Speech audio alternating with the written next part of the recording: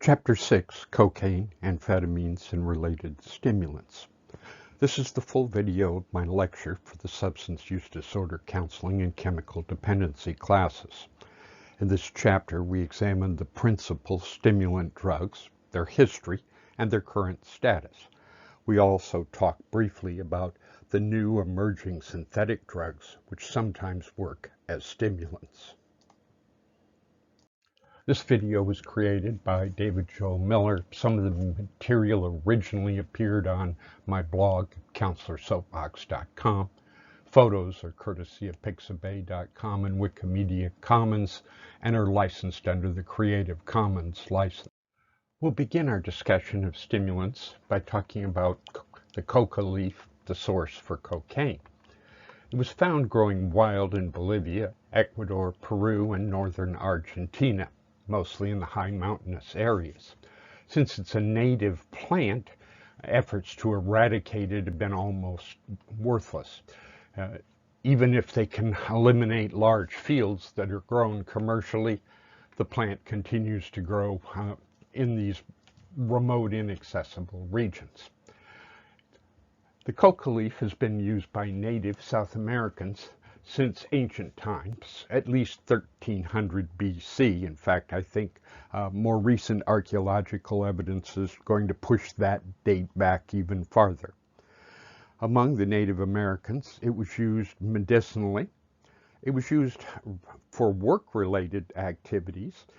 The Incas and pre-Incas lived and worked at very high altitudes where there's a shortage of oxygen. Chewing these leaves provided a little stimulant which helped to improve the blood flow and give them more ability to work in thin atmospheres. It's also been used for religious purposes among the Native Americans. Coca use.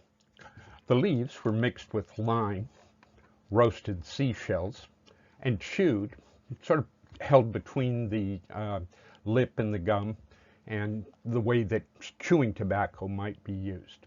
The stimulant helped breathing at the high altitudes. The use of the coca leaf was also connected with reduced hunger, being able to work longer and harder. There's also a legend that an Inca princess committed adultery, and when she was killed and her body buried, the plant sprang spontaneously from her body. This suggests the idea of increased sexuality, and at certain times the use of coca was restricted only to the royalty.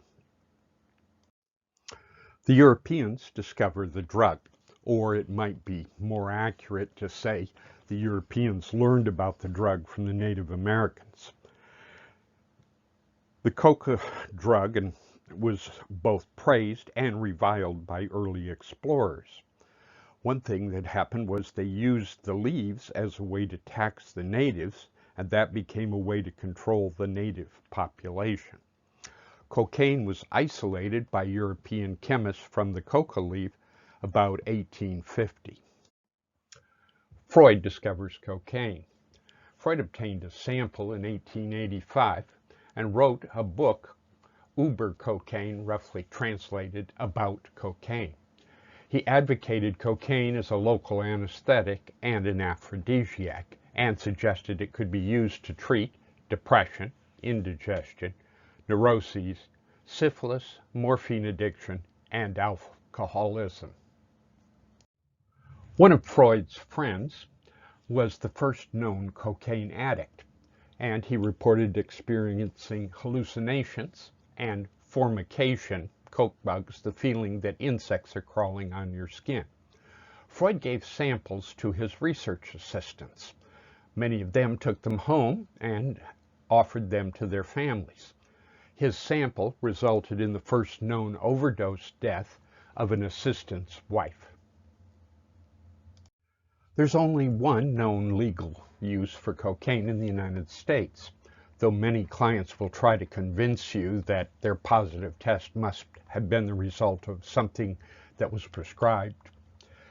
The uses are it numbs peripheral neurons, Liquid cocaine is legal for use in eye and nose surgery, mostly cosmetic surgery, because it numbs pain and reduces facial bleeding. No other drugs other than cocaine have been found that can cause false positives for cocaine. The first great cocaine epidemic, there was an increased use of cocaine beginning about 1880, and it was recommended by physicians. In those days, it could be purchased over the counter without a prescription. Cocaine was included in many patent medicines. It was originally in the beverage Coca-Cola. There was Coca wines available, which regular wine but with cocaine in it, and it was marketed using testimonials by many famous people. Amphetamines, though discovered early, began to be used for medical applications in the 1920s. It was used by both sides during World War II. If you remember that Patton's army could march 50 miles in a day, much of that was fueled by taking those wonderful little crosstop pills. Bomber pilots and tank drivers would take them in order to be able to stay alert for longer periods of time. There are good records to show that Hitler's private physician, Dr. Morell, injected him with methamphetamine round the clock, and he went days without sleeping, which may have accounted for some of his extreme psychosis. There was an explosion in the use of methamphetamine, or initially amphetamine, after World War II. Returning servicemen used it. Many of the early biker gangs had been bomber pilots in the Pacific Theater, or in Europe they were tank drivers, so the biker gangs on the West Coast and long-haul truckers both were familiar with using amphetamines and spread the culture of using it across the country. As it became more common, weight loss doctors discovered that women who took it could rapidly lose large amounts of weight. And for quite some time, it was prescribed for women for weight loss until we began to see the serious medical problems that could be caused by excessive amphetamine use. Amphetamine use increased during the 1960s. Initially crosstops and later on powder, which may well have often been methamphetamine. Why was the early amphetamine called speed? Largely because of the people who took it, who would talk rapidly and behave and move rapidly. Speed freaks were common in San Francisco. There's one story circulated that a speed freak would walk up and down the freeway on-ramps with a shotgun, herding the hitchhikers away, telling them they couldn't be here. That's an indication of how, from the heavy use of amphetamines in the 1960s, we began to see epidemics of stimulant psychosis. Next came injectable use. Often it was mixed with heroin. And then we began to see speed bugs, sometimes called crank bugs, stimulant psychosis. Following use of amphetamines, there's usually a crash. If someone takes the amphetamine and goes for days without sleeping, when they withdraw, they will have to sleep and make up that sleep deficit. The amphetamines were used during this period for extreme weight loss, and sometimes it was referred to as the Jenny Crank diet. Cocaine use, part 2. During the 1970s, cocaine use changed dramatically. Initially, cocaine was available as a powder, and it was glamorized. Hollywood celebrities and recording artists did cocaine. And snorting, which was the main way it was used, constricted the blood vessels and slowed absorption. Because of this, it was very expensive. Then we went through a period of seeing people doing what was called freebasing, where the cocaine was mixed with solvents, ether, in order to get it into a form that could be breathed in. Unfortunately, the solvents often exploded and were very flammable. Next development, coming about, your textbook says 1986, was the creation of crack cocaine. This appears to have originated in the Orient and probably Korea, spread to Japan, then Hawaii, and finally to the west coast of the United States. And after that, it went everywhere in the U.S. Crack cocaine is produced by mixing other ingredients and baking it. And when it cools, it makes a cracking sound. This allowed the production of small pieces which could be sold for $10 or $20, thus making crack cocaine now cheaper, at least the initial expenditure. Crack cocaine is easily smokable. Any drug that's smoked produces a faster high. However, the level in the bloodstream and in the brain drops very rapidly, which means a much faster crash. So people who smoke crack cocaine, as soon as they hit the pipe, before they even can set it down, they're often ready to take another hit. The Anti-Drug Abuse Acts of 1986 and 1988 were the result of increased street violence over crack cocaine distribution. Whenever you have a new drug or a new product available illegally, there's a lot of violence over the control of trade in that substance. And we saw a lot of that, particularly as crack cocaine use moved from being something rich white people did to crack cocaine being used in poor inner city neighborhoods. We tried to curb this by increased penalties for crack cocaine, so that the same amount of cocaine in the form of crack crystals would carry a much larger legal sentence than a much larger volume of the white powdered cocaine. We increased penalties both for sale and possession and lowered the amount that someone would have to possess in order to be charged with sales dramatically. This led to a large increase in incarcerations, particularly among poor minority people in the inner city. Amphetamine made a resurgence, something I refer to as the return of the meth monster. This is the result of applying the process that had been used with cocaine to rock it up to methamphetamine, resulting in smokable crystals. So people began to do what they called dating crystal, which was smoking crystal methamphetamine. Again, began about the 1990s, probably in Hawaii, spread to California and the West Coast, spread east. Initially, there were many small local labs. There were formulas for shake and bake. Many of those labs left a lot of toxic residue which had to be cleaned up. Now, we see larger and larger super labs. It's possible to bring a truckload of raw chemicals and or equipment.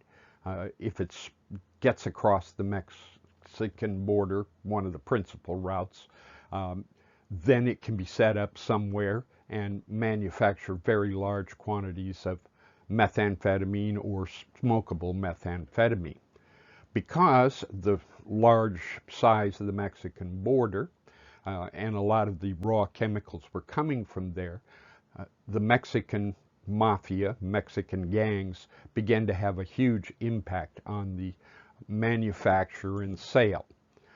Users tend to be bikers, initially gang members of all races. It became a club drug. Women, and we've seen an increase in use of methamphetamine in the gay community. In the old days, bathhouses and then next gay bars were the principal meeting place, but some groups of gay consumers began to include the use of stimulant drugs like methamphetamine as part of their sexual practices. Meth can lead to significant mental health issues and physical health issues. There are seizures, psychosis, meth-induced, convulsions, cardiovascular collapse, violent behavior, hypersexuality. Meth users may do things sexually that they would never do when they're clean or sober.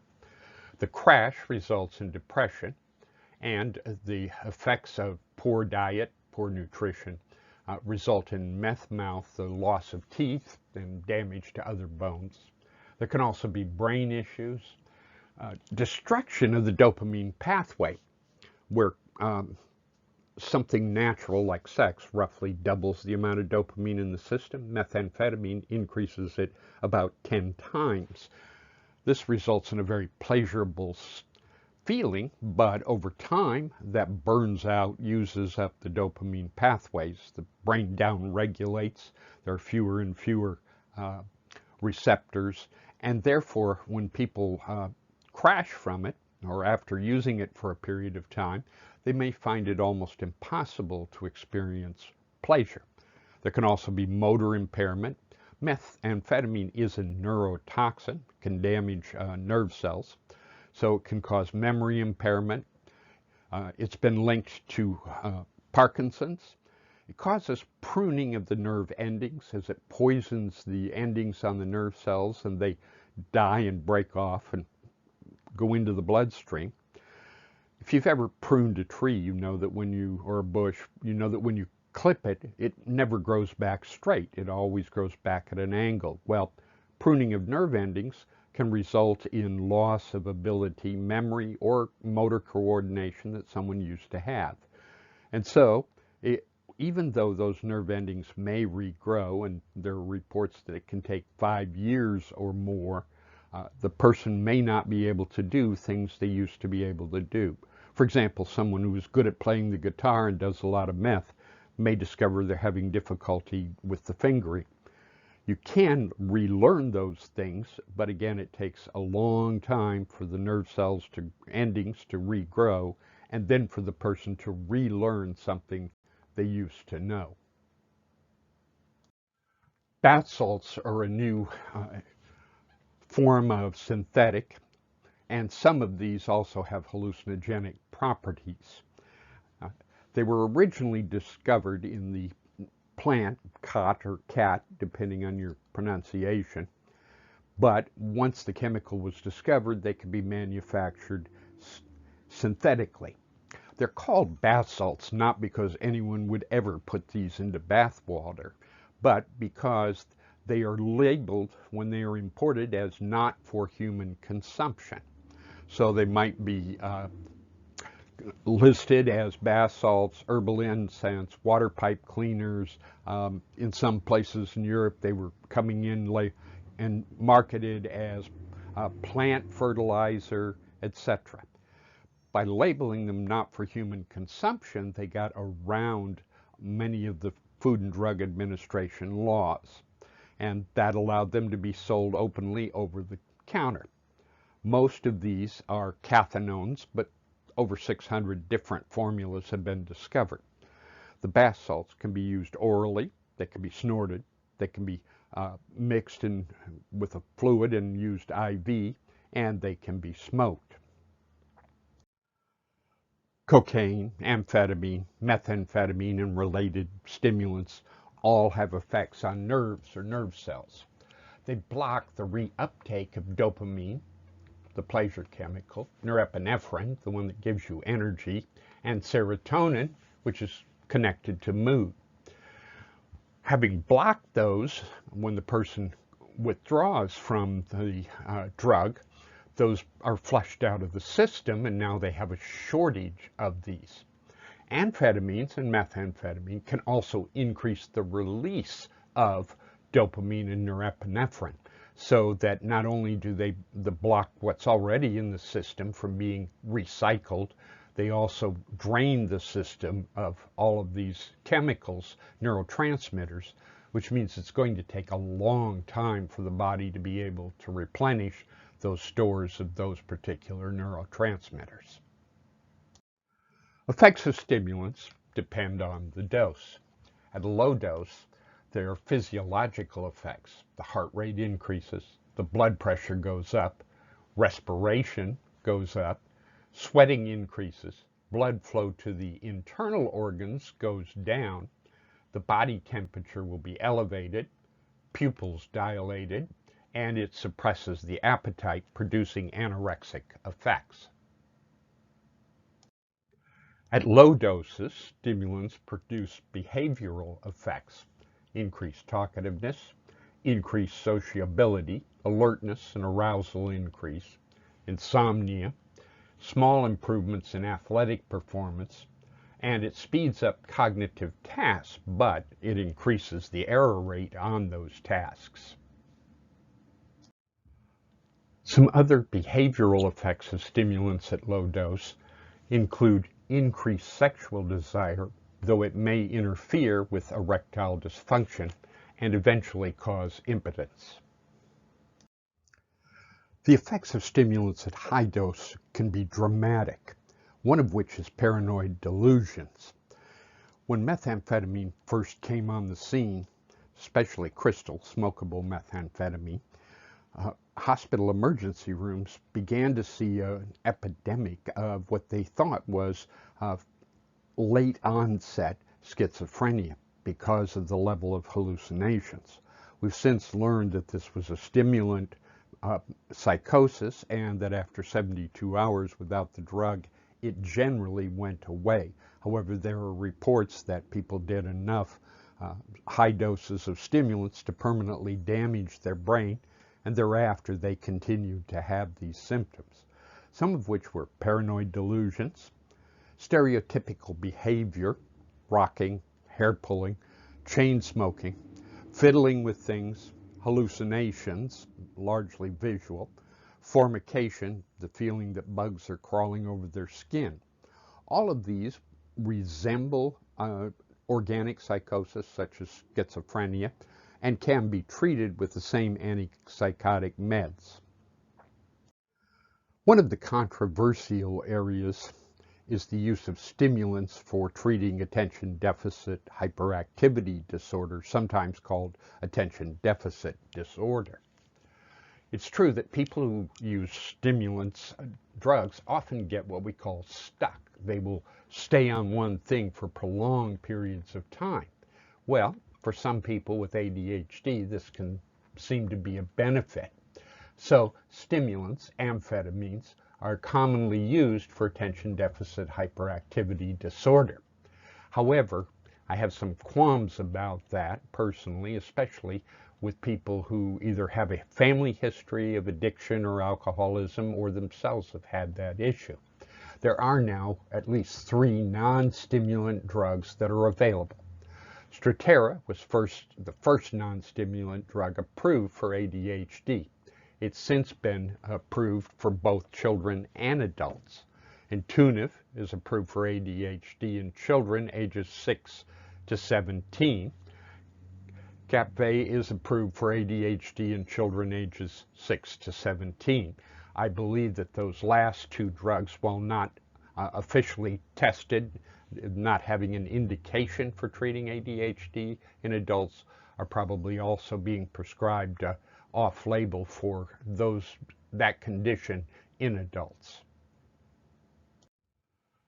So, some of the terminology that you should be aware of at this point, and some of these were used in this chapter. Some of these will just be helpful for you to be able to describe or talk about these stimulant issues: anorexic effects, bath salts, cat or cot, crack, crystal. You should know which of those is which chemical. Formication syndrome, stimulant psychosis, and while we haven't talked about it specifically in this chapter, state-dependent learning. People who are high on a stimulant drug may learn things which then they have difficulty recalling when they're not, the drug is not present in their bloodstream. So what are the primary things that you should have learned from this video and from reading the chapter or studying stimulants? First, something about cocaine, how it was first discovered growing wild in South America, that the first great cocaine epidemic occurred in the 1880s, but cocaine made a reappearance, another epidemic of its use, in the 1970s. Amphetamines came upon the scene and were used by both sides during World War II, became a popular street drug of abuse in the 1960s. Since then, we've seen methamphetamine, a much more potent form of amphetamine. We've seen synthetic drugs come on the market. And we've also seen how drugs of this type began to be popular on the West Coast. You should know what are bath salts and why are they called bath salts, and what are the legal approved uses for amphetamine and cocaine. For those of you enrolled in one of my classes, this is the point where I would normally announce a midterm. The midterm typically covers the first 6 chapters. The second test, the final, will cover some of the material from the midterm and then everything we cover after this, so the final will be comprehensive. Because of all the changes with moving classes online during this medical coronavirus issue, some of the dates for midterms will shift around.